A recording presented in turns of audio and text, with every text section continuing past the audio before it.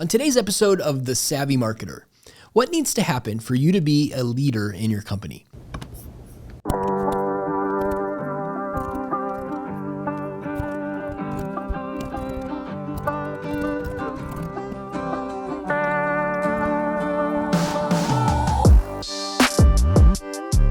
We'll talk to best-selling author Les McKeown about things that aspiring leaders can do today to lead today and to be recognized as a leader in your organization. But first, a marketing moment. Today's marketing moment is for established leaders.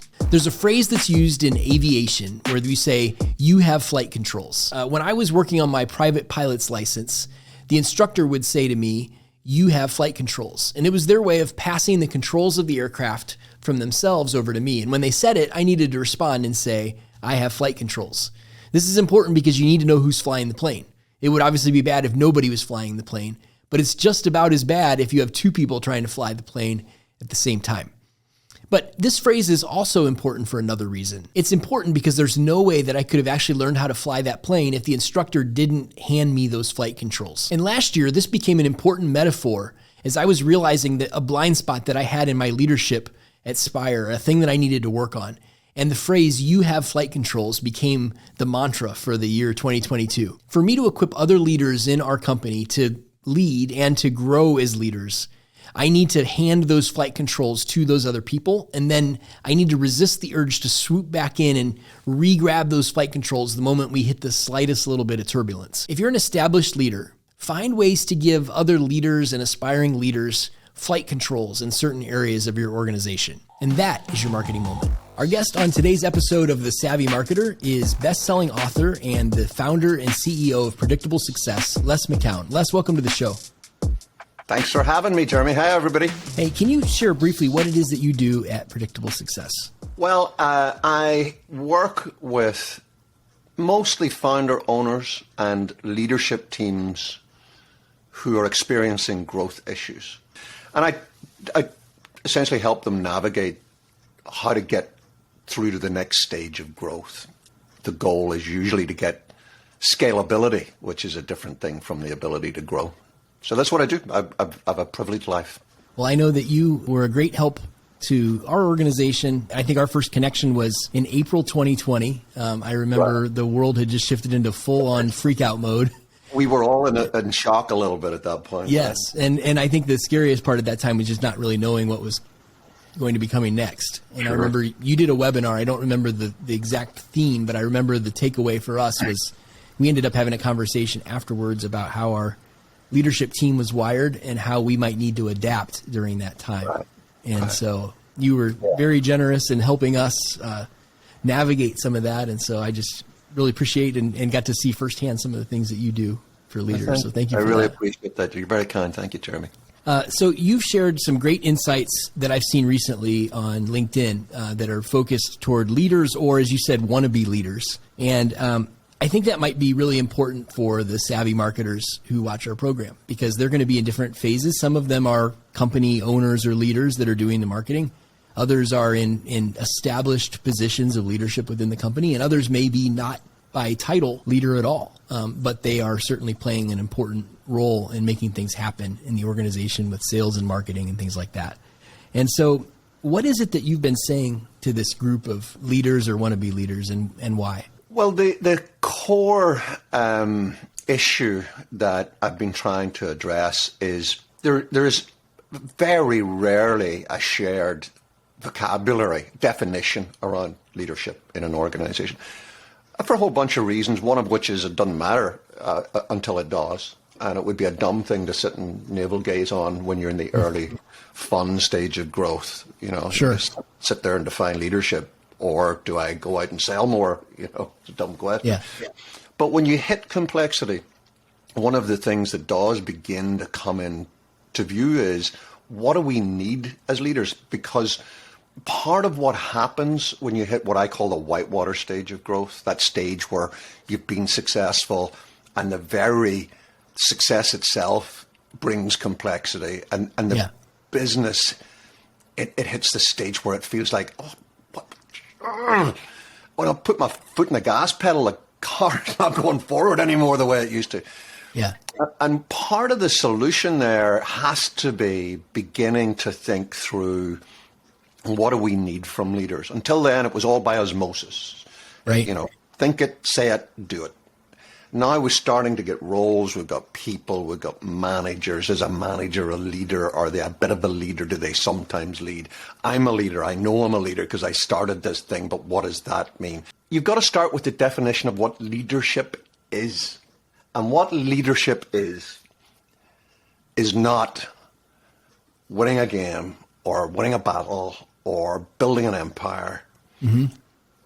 Leadership is any act that gets two or more people closer to their common goals.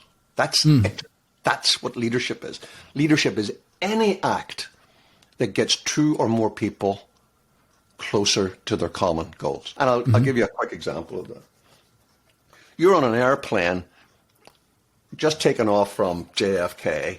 It has a problem and it's heading straight for the Hudson. Yeah. Everybody who's more than 35 years of age knows the name of the person who got a lot of the kudos for that, Captain Sully, Somber, right? Got a movie made about it. Right. And by golly, there is absolutely no way that you can't say he showed immense leadership on that day. Absolutely. And the common goal was survival at that point. Right.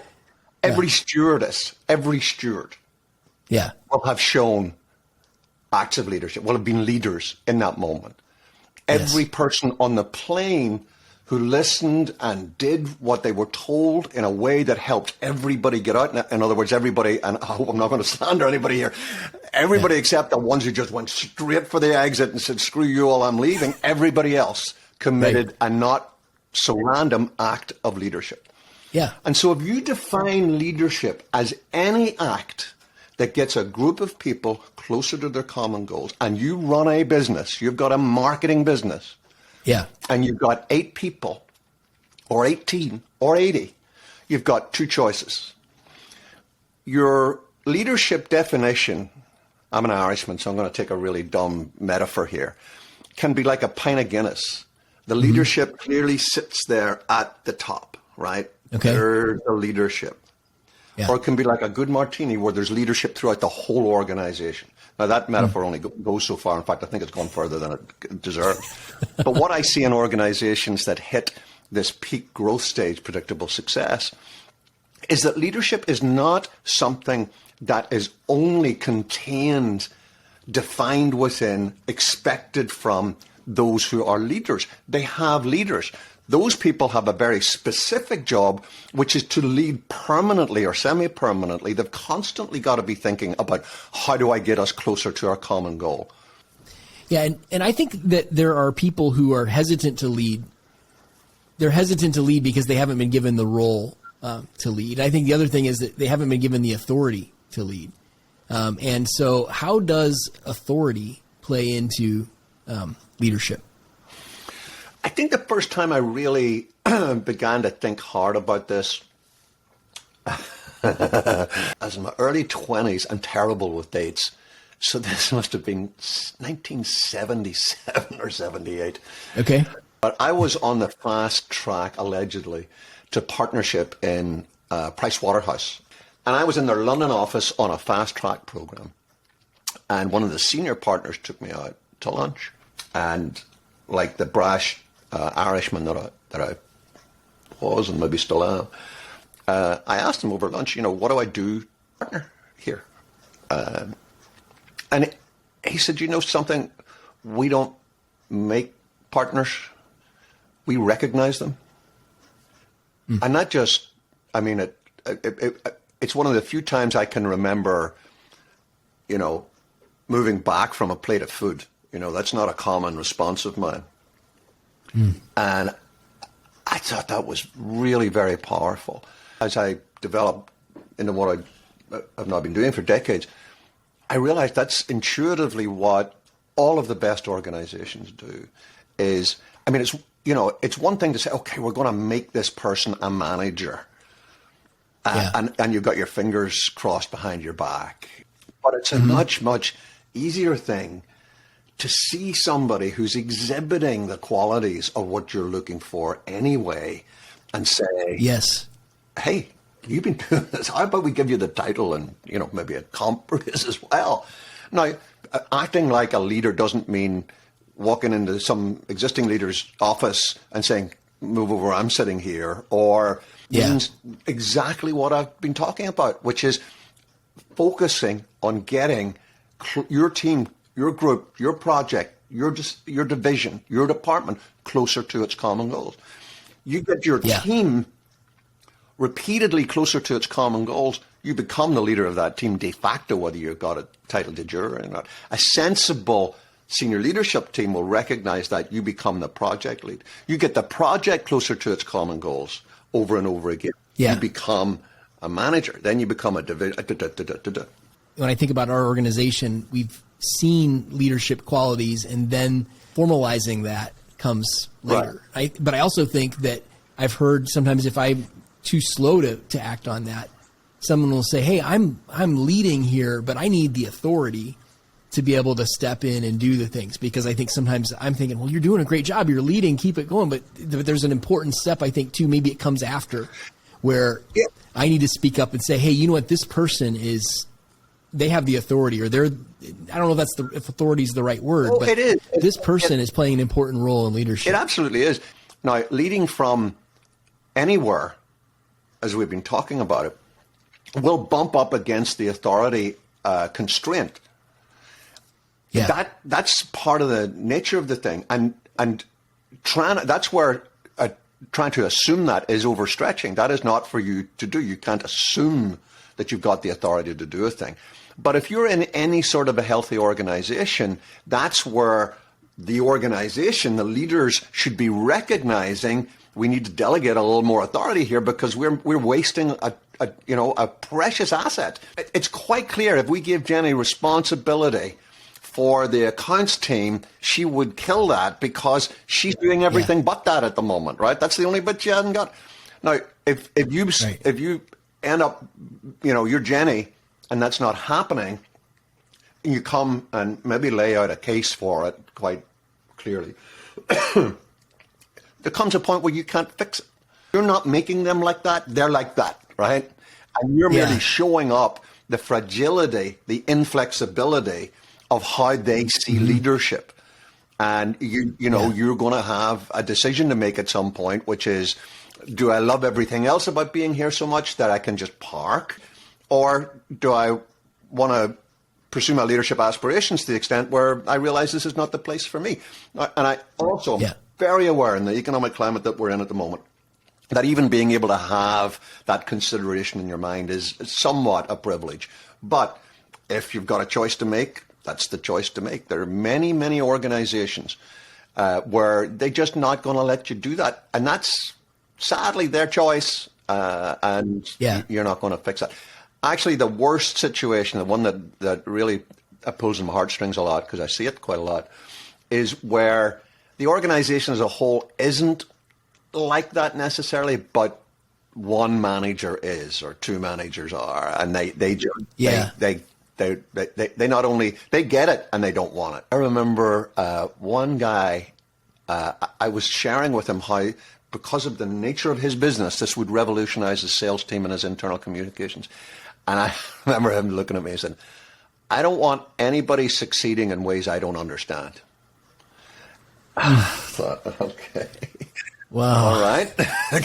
Yeah. So, I mean, I think that there are times when you've got an aspiring leader, to your point, who has what the organization needs, but there may be somebody that's standing in their way. Yeah. So how can aspiring leaders not just be leaders, but begin to be recognized as such? Well, it was one of the reasons that I wrote the book, there's a whole section on where do you start? And a couple of things that I say is, the first thing is to start within your area of knowledge and expertise. And for somebody trying to start from somewhere, it's easier to get accepted when you're clearly doing that not so random act of leadership by helping your team get closer to their common goals within your acknowledged area of expertise, because you have an implicit assumed level of authority. You have a personal knowledge authority that you can trade on. The second thing is to look for an on-ramp. There's nothing worse than somebody who's just, the little Pez machines that, like the little bird doing this. If you're just like Woody Woodpecker, just the only thing you're trying to do is get in there somewhere to, do a not so random act of leadership. And you're looking and looking and looking. That's just a pain in the neck. This is not what we're talking it's just annoying. It's really irritating, right? You got to look for an on-ramp. You got to look for somewhere where something needs to happen. And that's typically either where there's a lack of options and you can find an option, or there's a vacuum. They're just, at that point, we can't move forward because we haven't got something. If you can be the water carrier and go and get the something, then that's an on-ramp where it's going to be welcomed, right? Sure. It's like in marketing, you find where the pain points are and you bring your leadership where that pain exists. You had a post a while back that I loved. You said, being a better leader doesn't start with the heroics. It starts with mastering the little things. What are some of those important little things? Yeah, something that the people who write the internet and, books about leadership and so on and so forth, what they're paid to do and what they typically do really well are to tell us the heroic stories, right? The reality is that sustained brilliance is based on mastering the mundane. And part of the mundane aspect of leadership is just the ability to be present. I look around, there are maybe 15 things that can ping at me at any one time, right? That shreds our ability to be present. And so simple things like what I see in leaders who are repeatedly brilliant at what they do, they can do simple things like they can actually turn their phone off. I don't mean put it away. There's a huge difference between not putting your phone on the table and keeping it in your back pocket and turning it off. Huge difference. There's a mental difference to you because there is no longer the psychic loop that that something could be pinging here, right? It's off. Right. I can't do anything about it till I switch it back on again. Look people in the eyes. Actually sit and look people in the eyes. And the two other things, on those occasions, I haven't done it much for quite a while now, but I used to work with emerging leaders a lot, just, helping coach them into full leaderhood, if you want to call it that. And two of the most important things were the ability to be comfortable with silence and the ability to say, I don't know. I mean, there's a whole bunch more to it than that, but the foundation is being present. Yeah. One other one that you shared in your post that I think is closely related to what you just shared is the one that said, think. Just set aside time to allow yourself to think. And I think that's so important. And that has to do with being comfortable in silence. It has to do with not having to know the answers all the time.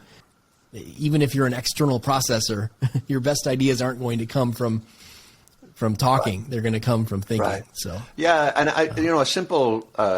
It's not that simple because there's some implications involved, but it's one of the reasons I have a dog. There's a lot of reasons I have a dog, but one of the reasons I have a dog is I live alone, work alone. I adore what I do. I hope I'm never not capable of doing it. But that means it's easy for me to not think. I've quite enough to fill any day, quite enough. But one of the things my dog does is forces me out 4 times a day. I've got to go out 4 times a day. And one of the things that's important to me is just to resist the temptation to put my AirPods in and listen to a podcast. Yeah, to be present. You don't need to be podcasting while you're walking with the dog. No, is that what you're saying? Yeah, because that feels very, I'm going to be out there for 15 minutes. I can get an episode of my favorite podcast and I'm learning, which is great. I mean, better doing that than kicking the dog. But even better is just to take those moments. You can make those anywhere. The time you take to go make a cup of coffee, the time that you take to go have a bathroom break. Just don't do it. Just think. Yeah, that's good. Well, Les, I want to thank you so much for taking the time today to share with our group and for everything that you do to help leaders and organizations level up. Can you share with folks about your book and how they can learn more about your organization? Yeah, just go to predictablesuccess.com. You'll see everything about us there. I have 4 books. Got 2 books about the predictable success growth model. So predictable success is the core book, talks all about the life cycle of businesses. The Synergist is about the leadership styles, which we haven't talked about at all today. Everything we talked about today is generic to all leaders, but there are actually 4 specific leadership styles that occur in every organization. And then 2 little handbooks that I wrote. They fit in your jeans pocket. Is the one that we've mostly been talking about today, which is Do Lead, how to lead from anywhere. And then Do Scale is about a very specific part of growth, which is the ability to scale. So, growth is this convex curve that tapers off, and scaling is this concave J curve. So Do Scale is about scaling. I wasn't familiar with that one. I'm going to have to check that out. So thank you so much for being a part of the show today, and I'd love to have you back sometime soon if you're game. There's more topics to talk about when it comes to leadership. Absolutely. It'd be my pleasure, Jeremy. Thank you. Thanks, everybody. Hey, thank you for watching today's episode of The Savvy Marketer. I hope that you got a lot of ideas, whether you're an aspiring leader or an established leader, about how you can level up and help other people level up as well. Be sure to like and comment and subscribe and share this with other leaders and aspiring leaders who need to see today's content. Every episode of The Savvy Marketer is brought to you by Spire. We're an Ohio-based marketing agency. We help companies sharpen their strategy, get the stuff done, and make their marketing hum. Take your marketing higher with Spire. Thanks for watching.